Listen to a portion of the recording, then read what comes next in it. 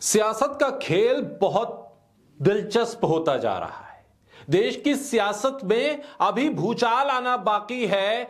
ऐसे फैसले होंगे जिस फैसले के बाद बीजेपी जो 400 पार का नारा देकर यह बना रही है माहौल कि बस आएगा तो मोदी ही, उस बीजेपी के लिए भी एक बहुत बड़ी परेशानी, एक बहुत बड़ी चुनौती और एक बहुत बड़ा चक्रव्यूह सामने इंतजार कर रहा है। जी हां, जो बीजेपी अपनी रणनीति और अपने चाणक्य के इर्द गिर्द प्रधानमंत्री के चेहरे के नाम पर वोट मांग लेगी और तमाम लोग ये कहते हुए बीजेपी के रास्ते पर चल निकले हैं कि इंडिया गठबंधन से तो नहीं हो पाएगा, हम बीजेपी के पास जा रहे हैं, कुछ एक आध सीट हम भी बचा लेंगे। उनको बहुत जल्द झटका लगने वाला है। वो भी सोच में पड़ जाएंगे कि अगर बीजेपी की तरफ हम आ गए हैं तो वापस कैसे जाएं, क्योंकि बीजेपी के साथ खड़े होने वालों को जब खबर मिलना शुरू होगी कि उत्तर प्रदेश में एक बहुत बड़ा खेल हो गया है और उस खेल के इर्द गिर्द पूरी सियासत तय होने लगेगी और फिर 2024 में जो चेहरा बीजेपी के खिलाफ सबसे मजबूत दावेदार के तौर पर सामने आने वाला है, उस चेहरे के इर्द गिर्द पूरे देश में वोट पड़ेंगे। इस बात को इंडिया गठबंधन अच्छे से जान चुका है, पहचान चुका है। बोलता हिंदुस्तान पर मैं हूं आपके साथ मिर्जा शाकिर अली बेग। दिसंबर 2023 याद कीजिए, जब इंडिया गठबंधन की रूपरेखा बन रही थी, तब कहा जा रहा था कौन आएगा कौन नहीं आएगा। कुछ लोग कहते थे कि बहुजन समाज पार्टी सुप्रीमो मायावती को भी ले आइए, उनको भी इस गठबंधन में शामिल कर लीजिए, उनके नाम का ऐलान कर दीजिए, उन्हें प्रधानमंत्री का उम्मीदवार घोषित कर दीजिए। तब कभी मल्लिकार्जुन खड़गे, कभी नीतीश कुमार तो कभी अरविंद केजरीवाल, तरह तरह के नाम चल रहे थे। उस दिसंबर 2023 में बहुजन समाज पार्टी की तरफ से भी बयान आया था, कहा था इंडिया गठबंधन में तभी शामिल होंगे जब बहुजन समाज पार्टी सुप्रीमो मायावती को प्रधानमंत्री पद के लिए उम्मीदवार बनाया जाएगा। शायद बहुजन समाज पार्टी की यह शर्त इंडिया गठबंधन ने कबूल कर ली है। जो जानकारी निकलकर सामने आ रही है, वो जानकारी तो यह बताती है कि आने वाले 10 दिनों में बहुत बड़ा खेल होने जा रहा है।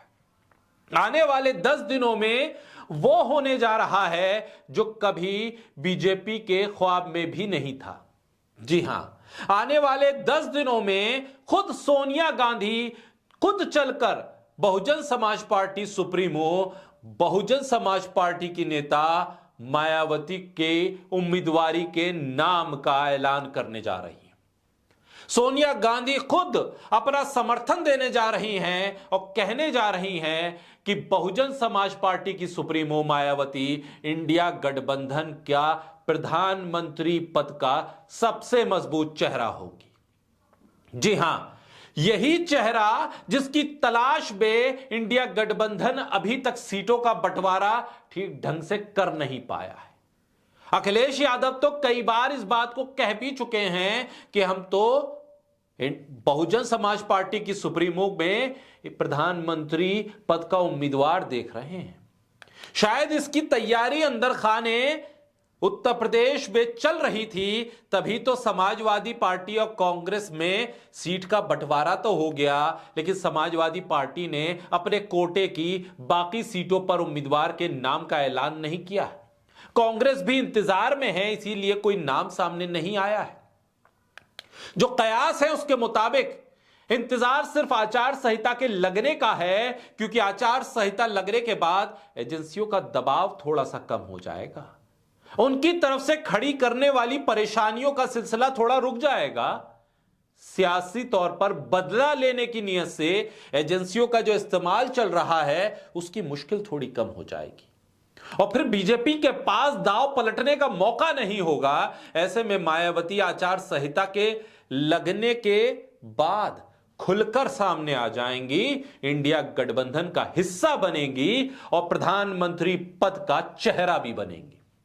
सोनिया गांधी 9, 10, 11, 12, 13 बस इन्हीं तारीखों के आसपास मायावती को इंडिया गठबंधन की तरफ से पीएम उम्मीदवार घोषित करेंगे और यह भी तय है कि समाजवादी पार्टी 35 से 38 सीटों पर चुनाव लड़ेगी, बहुजन समाज पार्टी 25 सीटों पर। और इसके अलावा उत्तर प्रदेश के अलावा बहुजन समाज पार्टी को पंजाब, हरियाणा, राजस्थान और मध्य प्रदेश में भी सीटें दी जाएंगी।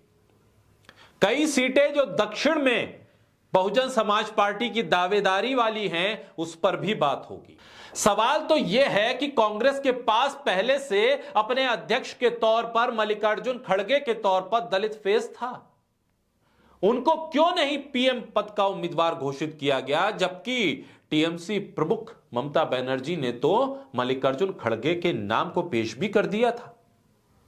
आखिर क्यों बहुजन समाज पार्टी सुप्रीमो मायावती के चेहरे के नाम का ऐलान कांग्रेस करने जा रही है, इसके पीछे की रणनीति आप समझेंगे तो समझ में आ जाएगा कि 2024 लोकसभा चुनाव में बीजेपी को पछाड़ने के लिए पूरी रणनीति तय कर दी गई। इसकी वजह यह भी है कि हिंदी पट्टी में मल्लिकार्जुन खड़गे की लोकप्रियता उस हद तक नहीं है जैसी कि मायावती को लेकर है। दक्षिण में मल्लिकार्जुन खड़गे का चेहरा सबसे मजबूत दलित फेस भी है, पार्टी का फेस भी है और राजनीतिक चेहरा भी है।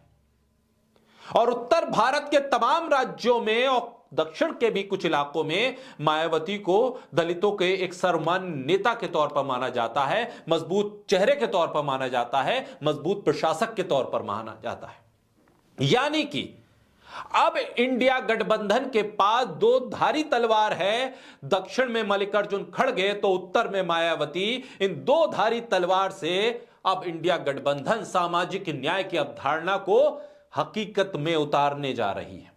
इंडिया गठबंधन को उत्तर में मायावती और दक्षिण में खड़गे के तौर पर जबरदस्त कॉम्बिनेशन मिलने जा रहा है, जिसका तोड़ करना बीजेपी के पास अब मुमकिन नहीं है।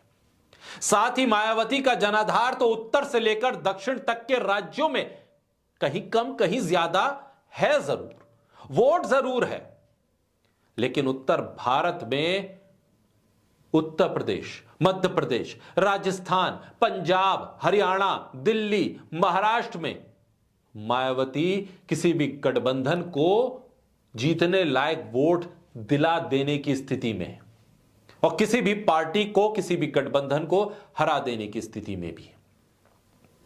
बहुत बड़ा दबाव बनने जा रहा है अब बीजेपी के ऊपर।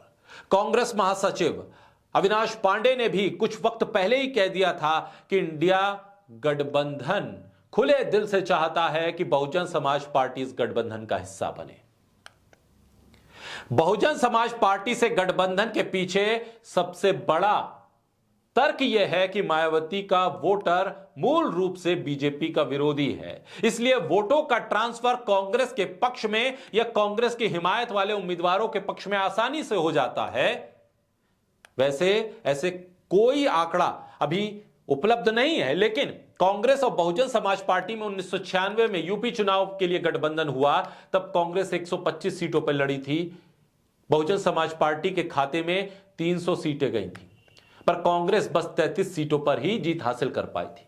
चुनाव के बाद बहुजन समाज पार्टी ने बीजेपी के साथ मिलकर सरकार बना ली थी, लेकिन सोनिया गांधी और बहुजन समाज पार्टी सुप्रीमो मायावती के बीच जो रिश्ते हैं, जो संबंध हैं, वो एक दूसरे के सम्मान वाले स्तर पर हैं। यानी कि अगर सोनिया गांधी ने कदम बढ़ाया तो मायावती उससे इनकार नहीं करेंगी। गठबंधन की गुंजाइश तभी है और चेहरा बना देना सोनिया गांधी की तरफ से मायावती को यह एक बहुत बड़ा सम्मान मायावती के लिए होगा, जिसको लेकर न सिर्फ उनकी पार्टी, उनका कैडर, उनका वोट बैंक भी कांग्रेस के साथ जुड़ जाएगा, इंडिया गठबंधन के साथ जुड़ जाएगा। सोनिया गांधी के खिलाफ बीजेपी के तमाम एजेंडे, तमाम प्रोपेगेंडे के खिलाफ एक मजबूत आवाज बहुजन समाज पार्टी सुप्रीमो मायावती हैं, और मायावती और सोनिया गांधी का यह कॉम्बिनेशन ये पूरी तरह से बीजेपी को सत्ता से बाहर करने के लिए काफी है। मायावती एक तरफ तो दलित फेस हैं, दूसरी तरफ कुशल प्रशासक भी हैं, तीसरी तरफ उनके पास संगठन को चलाने और अपने कैडर को समझाने, उसको ट्रेंड करने का एक बहुत बेहतरीन अनुभव है। और एक बात बहुत खास है कि मायावती एक महिला चेहरा भी होने के नाते आधी आबादी को प्रभावित करने की स्थिति में है। और ऐसे में मायावती को प्रधानमंत्री पद का चेहरा बना देना इंडिया गठबंधन का तुरुप का इक्का है, सबसे बड़ा दाव है। और यह दाव अब बहुत जल्द सामने खुलकर आ जाएगा। तब बीजेपी के लिए मुश्किल यह है कि उसे उम्मीदवार खोजने से नहीं मिलेंगे और फिर यहीं से रणनीति तय हो जाएगी कि 2024 में किस तरह से बीजेपी को परास्त करना है।